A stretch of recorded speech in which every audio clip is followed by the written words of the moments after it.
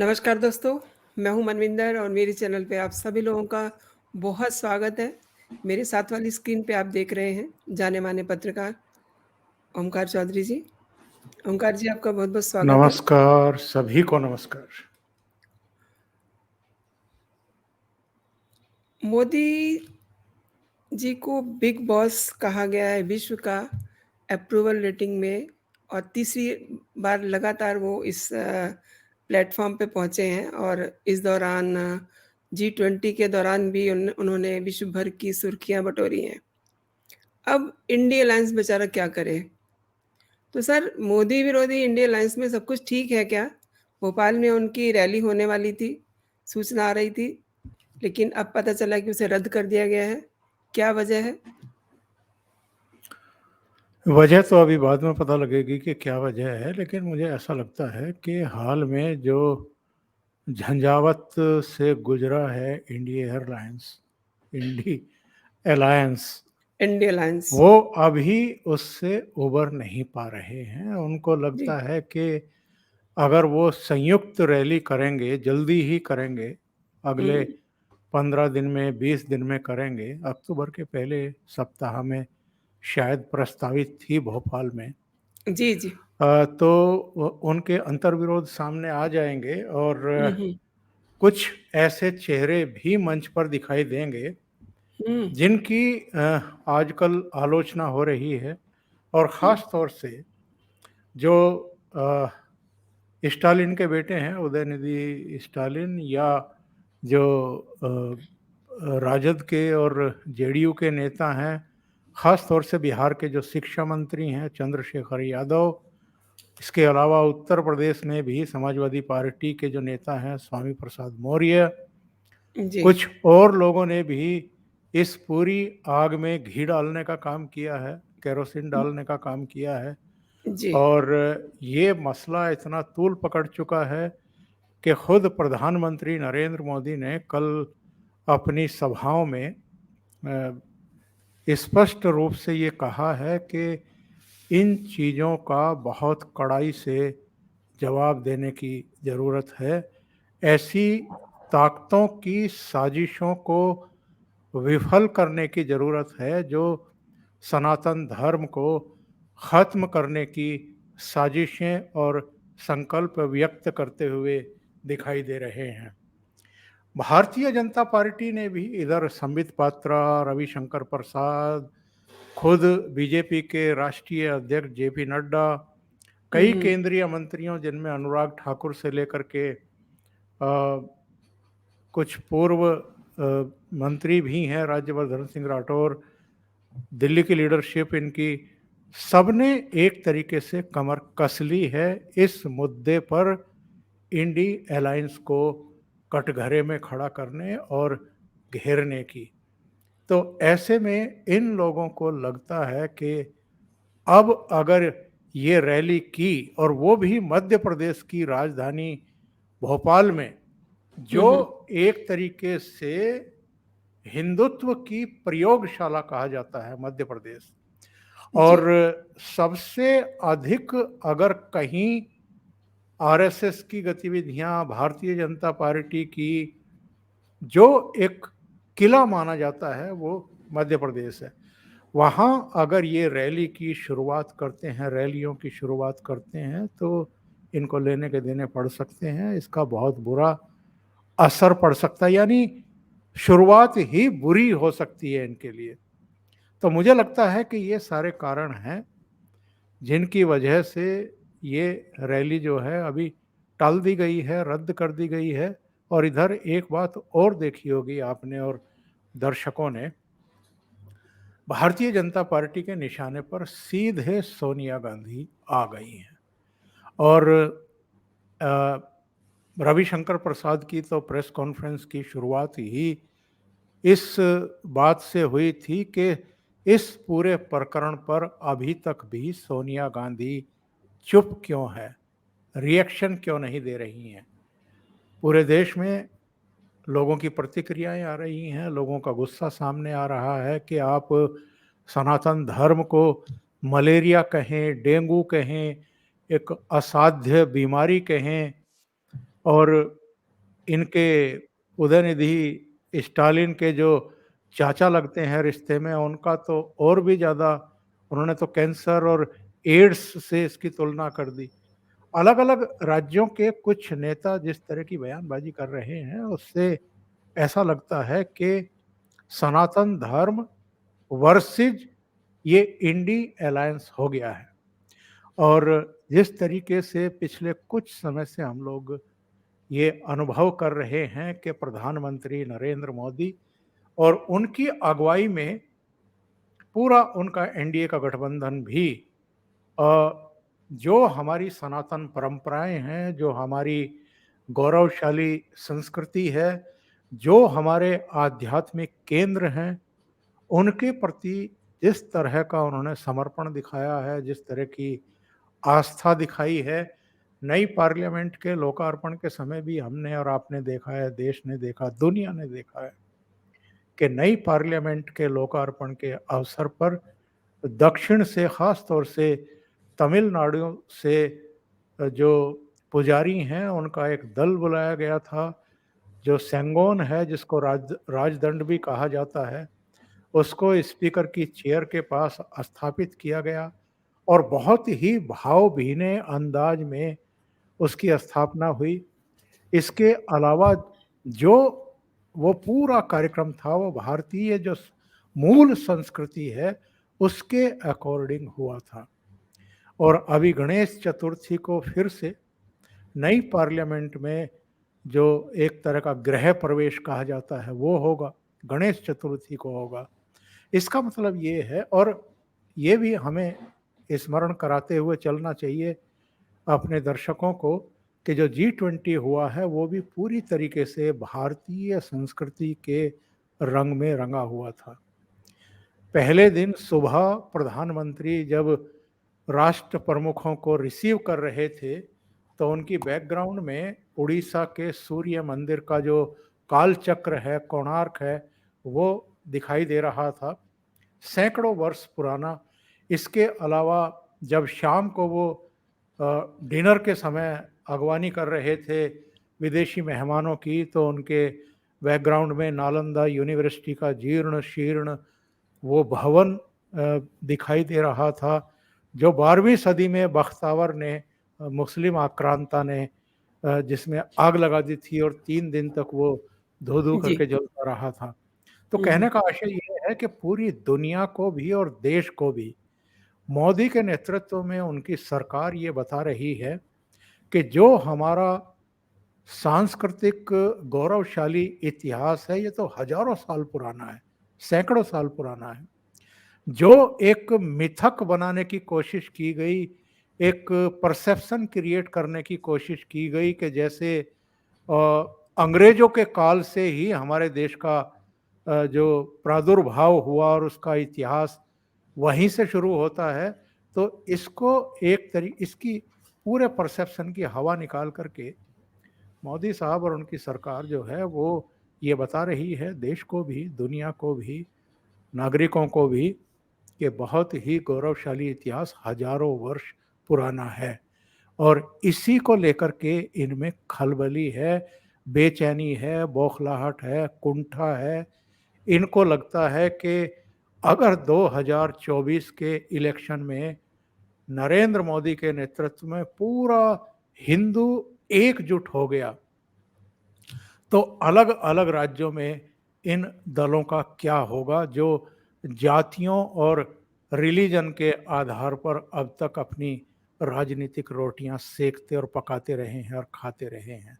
इसलिए बहुत सोच समझ करके इन्होंने सनातन जो हमारी परंपराएं हैं, जो हमारी रवायतें हैं, उन पर अटैक किया है, ताकि हिंदू मतों को विभाजित करके ये 2024 में जो भारतीय जनता पार्टी को एकजुट हिंदू वोट मिलने की संभावना बलवती होती जा रही है, क्योंकि जनवरी 2024 में तो भगवान राम के मंदिर के कपाट भी खुलने वाले हैं, और उससे 2-3 महीने पहले से पूरे देश में जो जन जागरण होगा, जिस तरीके से गली गली में, मंदिर मंदिर, कस्बों में, शहरों में भगवान राम की को लेकर के भजन और कार्यक्रम आयोजित शुरू होंगे, उसको लेकर के ये घबराहट है, उसी वजह से ये सारा कुछ हो रहा है।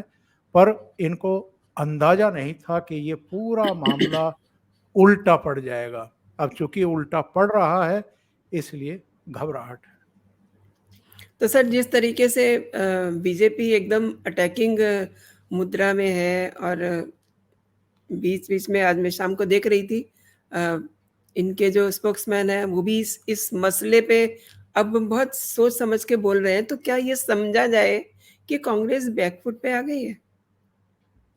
देखिए, भारतीय जनता पार्टी के भी प्रधानमंत्री के भी निशाने पर इस समय कांग्रेस ही है, कांग्रेस का नेतृत्व ही है। और वो सोनिया गांधी पर इसलिए अटैक कर रहे हैं कि सोनिया गांधी ओकेशनली, और उनकी दोनों संतानें राहुल गांधी और प्रियंका गांधी वाड्रा, ओकेशनली चुनाव के समय कभी-कभी कुछ ऐसे अंगवस्त्रम पहन करके, जो है अंगवस्त्र पहन करके मंदिरों में, धर्म स्थलों जी। में गंगा की जी, पूजा जी। के लिए हुँ, हुँ। पहुंचते हैं, एक मैसेज देने की कोशिश करते हैं कि अकेले मोदी जी ही नहीं हैं, हम भी तो भारतीय संस्कृति में रंगे हुए हैं, हम भी तो शिवालयों में, आपके जो धर्म स्थल हैं, आध्यात्मिक केंद्र है, उनके प्रति अपनी पूरी आस्था रखते हैं। लेकिन सब जानते हैं कि ये ओकेशनली होता है। जब पूरे देश में शिवरात्रि पर जलाभिषेक होता है, तब किसी ने नहीं देखा कि राहुल गांधी या प्रियंका वाड्रा या जी। सोनिया गांधी किसी मंदिर में जाकर के जलाभिषेक कर रही हों। कहीं दिखाई नहीं देते हैं। कभी ये भी सुनने में नहीं आता है कि श्री कृष्ण जन्माष्टमी पर उन्होंने कोई व्रत रखा है या उपवास रखा है, ऐसा भी नहीं है। तो ये एक तरीके से जो इनके समय-समय पर हमें पाखंड देखने को मिलते हैं, उसको एक तरीके से, उस नैरेटिव को जो ये बनाने की कोशिश कर रहे हैं, उसको ध्वस्त करने के लिए ही एक अवसर इन्होंने दे दिया है। इन्होंने ना दिया चलो, लेकिन इनके एक सहयोगी जो डीएमके के मंत्री भी हैं और मुख्यमंत्री के बेटे भी हैं, उदयनिधि मारन, और उनके परिवार ने दे दिया है। और ये बच सकते थे बहुत हल्के तरीके से। जी। इन्होंने कहा कि हम सभी धर्मों का सम्मान करते हैं, जी, सभी जी। धर्मों का सम्मान करते हैं, केवल ये स्टेटमेंट देने से काम नहीं चलेगा। हुँ। आप जिन्होंने सनातन धर्म का अपमान किया है, जिन्होंने कहा है कि इसे खत्म कर दिया जाना चाहिए, खत्म कर दिया जाना चाहिए, मतलब उन्मूलन शब्द का इस्तेमाल किया। उन्मूलन का मतलब समाप्त करना ही डेडिकेशन। होता है। जी। तो अगर ये समाप्त करने की बात कर रहे हैं, तो आपको उसका प्रतिवाद करना चाहिए था, इस पूरे प्रकरण से अपने को अलग करना चाहिए था।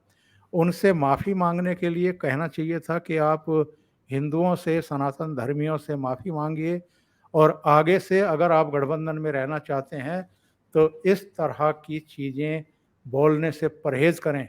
लेकिन ये हुआ नहीं। बस कुछ-कुछ दलों ने, जैसे ममता बनर्जी की पार्टी ने कह दिया कि हम तो सबका सम्मान करते हैं, इस तरह के स्टेटमेंट नहीं देने जी। चाहिए जिससे किसी की भावनाएँ आहत हों। लेकिन हुँ, हुँ। इतना कहने मात्र से तो काम चलता नहीं है। हुँ, हुँ। आप उनको अपने साथ बनाए हुए भी रखे हुए हैं, क्यों? तो आप उनको अलग करिए, ताकि क्लियर कट एक मैसेज जाए पब्लिक में कि आप वाक़ई उनके कहे से दुखी हैं, लेकिन दुखी नहीं हैं, क्योंकि आपकी कथनी और करनी में बड़ा भारी अंतर है। और सोनिया गांधी को क्यों अटैक किया जा रहा है, अगला सवाल आप ये पूछेंगी, मैं पहले हुँ, ही हुँ। बता देता हूँ।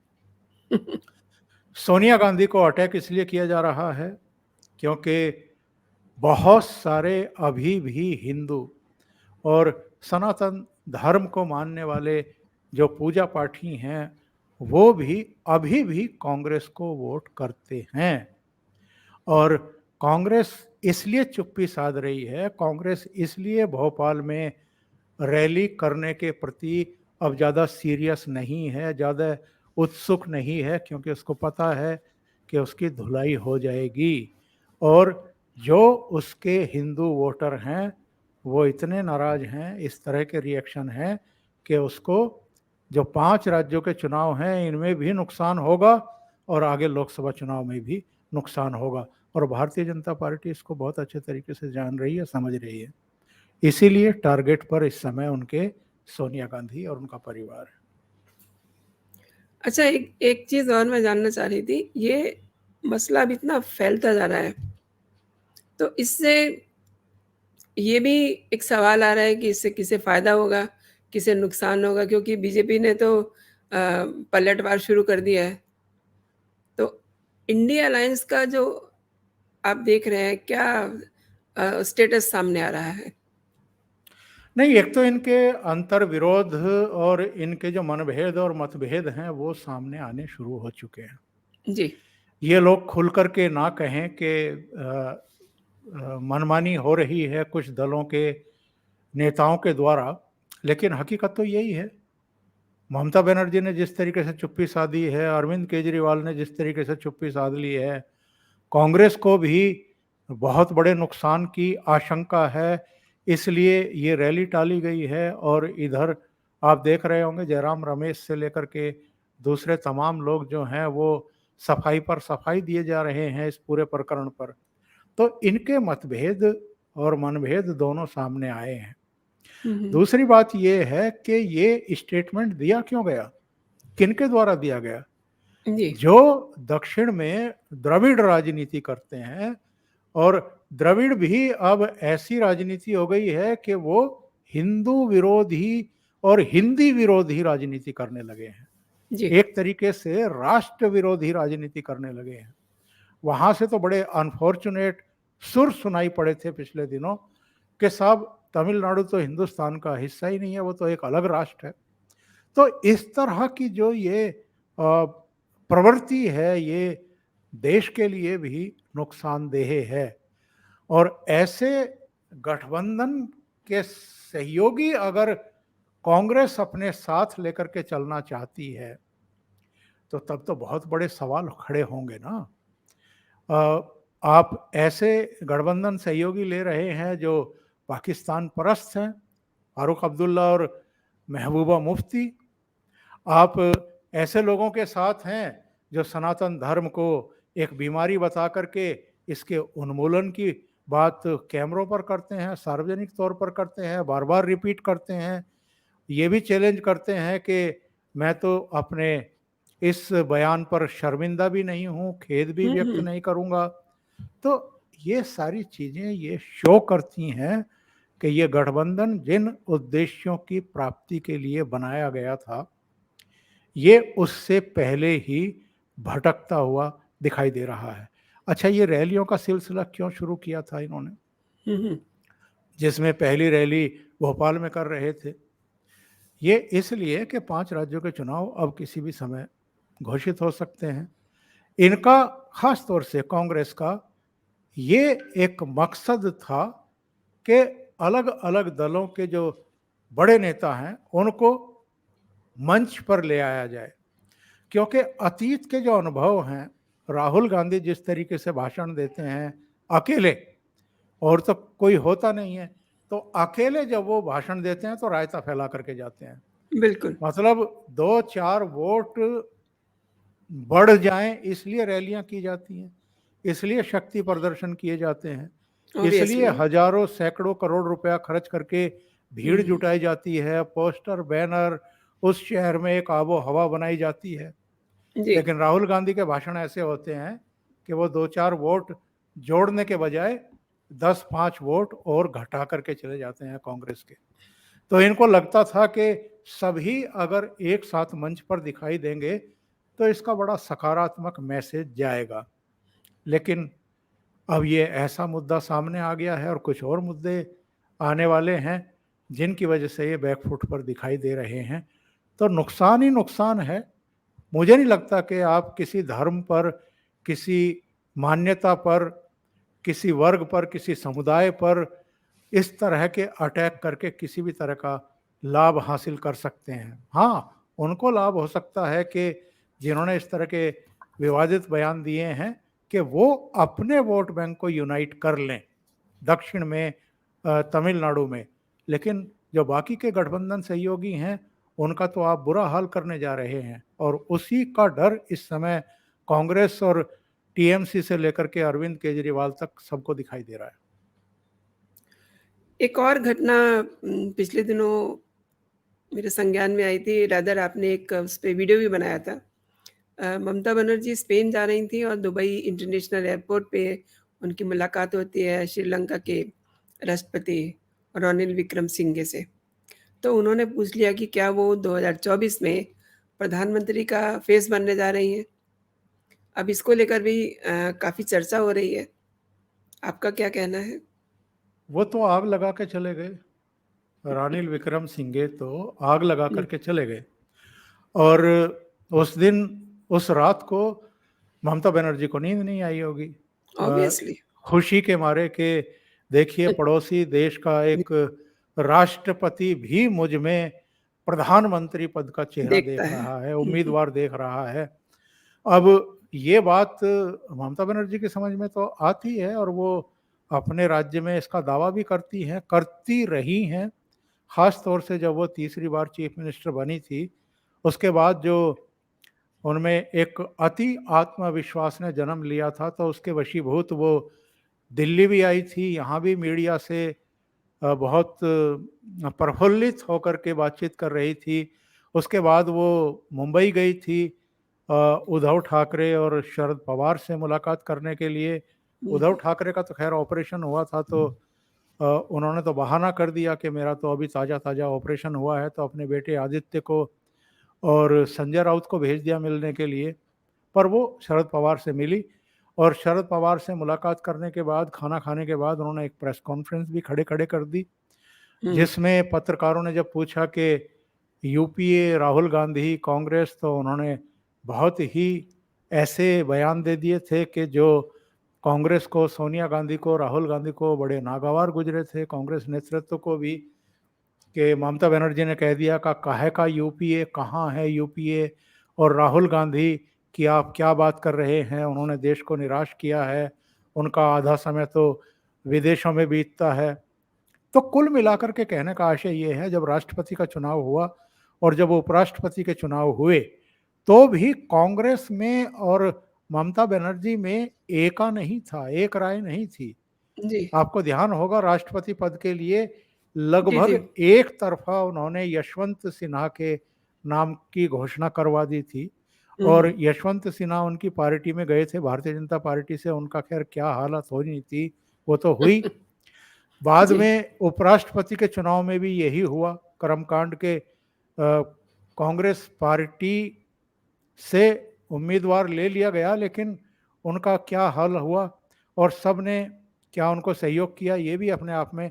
पर कहने का आशय ये है कि ममता बनर्जी और कांग्रेस पार्टी में ये जो सींग उलझने की प्रक्रिया है, ये काफ़ी लंबे समय से जारी है। और ऐसे कई नेता हैं इस देश में जो निकले तो कांग्रेस के गर्भ से हैं, लेकिन आज कांग्रेस को ही चुनौती दे रहे हैं। ममता बनर्जी हैं, जगन मोहन रेड्डी हैं, केसीआर हैं, शरद पवार हैं, बहुत सारे ऐसे नेता हैं जो वहीं से निकले, और आज अलग-अलग राज्यों में उनकी अपनी अपनी एक शय है, उनका अपना एक स्थान है। और कांग्रेस अगर कमज़ोर हुई है तो इसीलिए हुई है कि अलग-अलग राज्यों के जो टॉल लीडर थे वो लगातार पार्टी छोड़ कर के अपनी अलग राह लेते रहे। तो जी। ये प्रकरण जो हुआ है दुबई इंटरनेशनल एयरपोर्ट पर, ये एक्चुअल में ममता बनर्जी के लिए तो, वो कहते हैं ना कि एक गुब्बारे में हवा भर दी, तो जी। उनके लिए तो एक बूस्ट हो गया कि चलो हुँ, हुँ। और आत्मविश्वास या अति आत्मविश्वास की शिकार हो जाएंगी वो। हुँ, और हुँ। जो घटक दलों की, जो बाकी के घटक दल हैं उनके लिए एक सिरदर्दी भी खड़ी करेंगी। लेकिन हुँ, हुँ। कांग्रेस के लिए थोड़ा सा ये ऐसा हुआ है पूरा प्रकरण कि राहुल गांधी, सोनिया गांधी ये सब सोच रहे होंगे कि ये रानिल विक्रमसिंघे तुमने क्या किया? तुमने तो राहुल गांधी जैसे होनहार, मतलब हमारे जी, सुपुत्र को बिल्कुल सुपुत्र भी भाव नहीं दिया और ममता बनर्जी को संभावित चेहरा बता करके चल दिए। तो ये एक और ऐसा प्रकरण है जो मोदी विरोधी इस गठबंधन के लिए आगे चल करके मुश्किलें बढ़ाने वाला है। अभी 5 राज्यों में चुनाव की घोषणा किसी भी समय हो सकती है। आपने इस मुद्दे को थोड़ा-सा टच भी किया है। लोकसभा चुनाव भी ज़्यादा दूर नहीं है और प्रधानमंत्री को हराने के इरादे से, उनको शिकस्त देने के इरादे से ये सब लोग यूनाइटेड हुए हैं, इकट्ठा हुए हैं।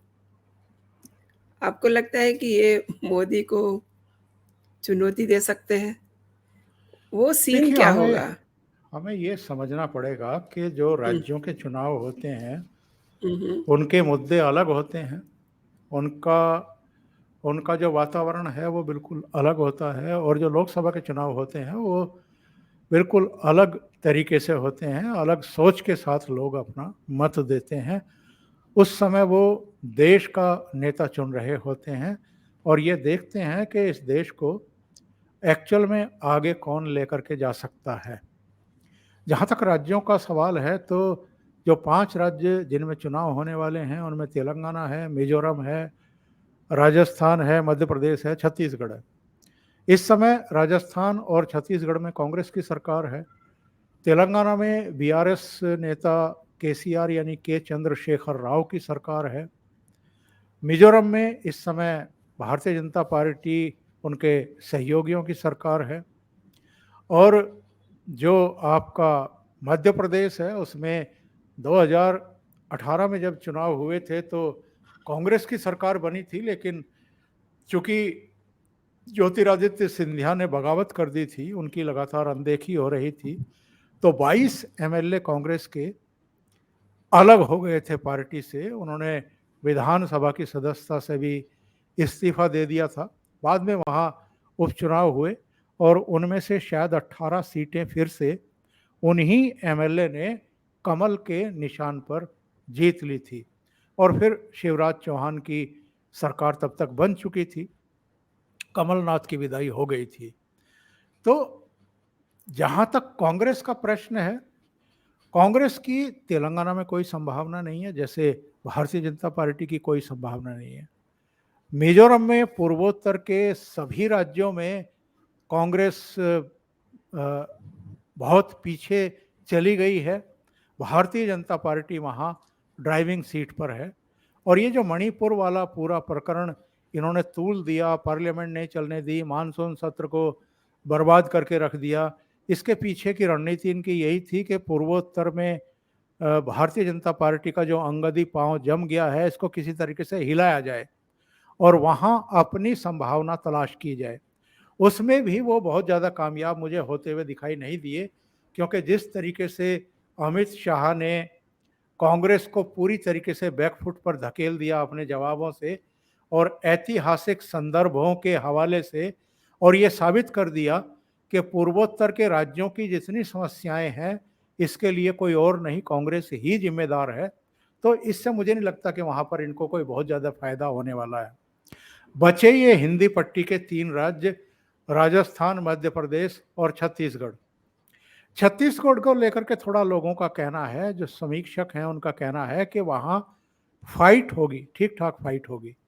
पर जी। जहाँ तक मध्य प्रदेश का और राजस्थान का प्रश्न है, वहाँ किसी को कोई शक शुबा नहीं है कि कांग्रेस नहीं आने जा रही है, भारतीय जनता हुँ, पार्टी की ही सरकारें बनेगी। छत्तीसगढ़ के बारे में भी कहा जा रहा है कि भारतीय जनता पार्टी की सरकार बनेगी, लेकिन वहाँ टफ फाइट होगी। कांग्रेस का ये कहना है कि हम मध्य प्रदेश में भी वापसी करेंगे और भ्रष्टाचार के मुद्दे उठा रहे हैं, शिवराज चौहान को कई तरीके से घेरने की कोशिश कर रहे हैं। लेकिन जो मध्य प्रदेश की राजनीति की नेचर को जानते हैं और वहाँ जिस तरीके से आरएसएस का दबदबा रहा है, हिंदुत्व की राजनीति का दबदबा रहा है, उसके चलते मुझे लगता नहीं है कि मध्य प्रदेश में भी कांग्रेस वापसी कर पाएगी। और जो ये अभी सनातन धर्म वाला प्रकरण है या कुछ दूसरे मुद्दे हैं, उनको लेकर के जिस तरीके से प्रधानमंत्री नरेंद्र मोदी ने अपनी सभाओं में अपने कार्यक्रमों में पलटवार शुरू किए हैं, जी। तो मुझे लगता है कि वैसे भी कांग्रेस बैकफुट पर जाएगी और कम से कम इन मुद्दों का तो उसको कोई फ़ायदा मिलने वाला नहीं है, मिलता हुआ दिखाई नहीं दे रहा है। सर चलते-चलते एक और बात करना चाहती हूँ, चूँकि एक वरिष्ठ पत्रकार से मेरी बात हो रही है। दर्शक ये जानना चाहेंगे कि जो विशेष सत्र है, उसमें एजेंडा हालाँकि जारी कर दिया गया है, लेकिन क्या आपको दिख रहा है कोई हिडन सरप्राइज़ पीएम मोदी की तरफ से? अ, प्रधानमंत्री नरेंद्र मोदी का जो एक तौर तरीका रहता है, एक सरप्राइज़ एलिमेंट वो हमेशा ही छिपा करके रखते हैं और कांग्रेस के नेताओं का भी यही कहना है कि जो एजेंडा सामने आया है, हुँ, इसके अलावा भी कुछ तो है, जो अचानक सामने आ सकता है। जी। मैं इसे नकारना नहीं चाहता हूँ क्योंकि हुँ, हुँ, ये एक ऐसा अवसर है, जब हुँ, G20 समिट होकर के निपटा है, हुँ, जब पूरी दुनिया के राष्ट्र प्रमुखों ने प्रधानमंत्री नरेंद्र मोदी की लीडरशिप की भूरी-भूरी प्रशंसा की है। जब 1 दिन 2 दिन पहले ही अमेरिका की जो एक कंसल्ट एजेंसी है, उसने अप्रूवल रेटिंग फिर से जारी की है, जिसमें जी, प्रधानमंत्री नरेंद्र मोदी दुनिया के सारे नेताओं को पछाड़ करके शीर्ष पर बने हुए हैं। 76% की उनको अप्रूवल रेटिंग मिली है।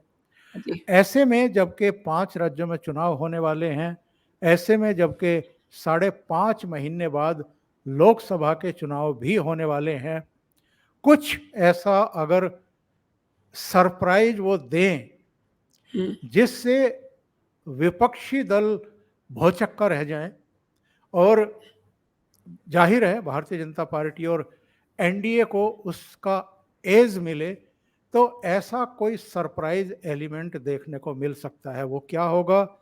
मैं कोई कयास लगा करके अपनी बात को झूठी नहीं साबित करना चाहता हूँ।